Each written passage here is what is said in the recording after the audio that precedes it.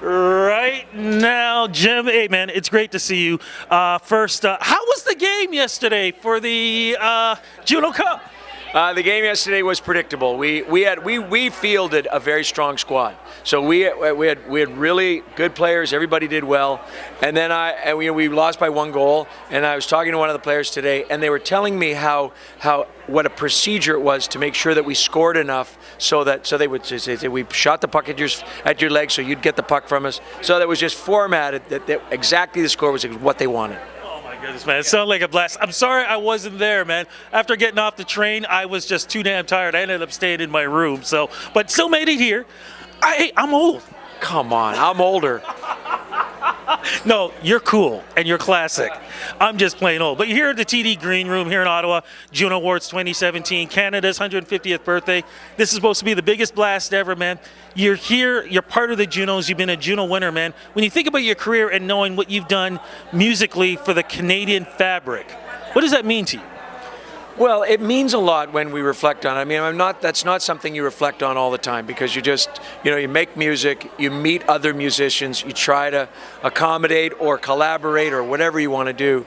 And then it's in the end, you look back and think, oh, well, we were part of a wave of musicians that came along in the 80s that really brought a lot of domestic music to the forefront. So that feels good. But really what feels good is just being around, getting to know, and playing with other musicians. That's our job, is to just commune.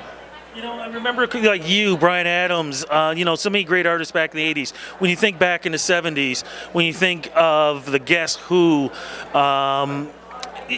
everybody set a pace for that. What do you think about the artists of today with Drake, The Weeknd, Shawn Mendes setting the pace now?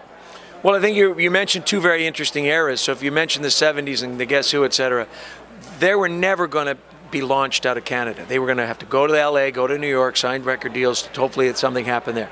Our era in the 80s, just 10 years later, all of a sudden careers were being launched out of Canada and going wherever they went. Some national, some international. Now I think it's a given. It's a given that you could start wherever you want and you have the possibility of an international career.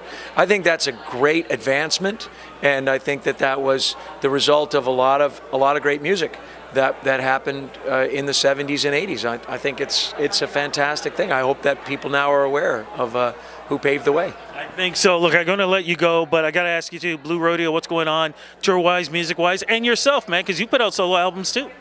So Blue Rodeo's we had a record and a tour, and we have a busy summer, and then after that we'll take a break, and I'll do a solo record. So next year will be part Blue Rodeo, but a lot me. me.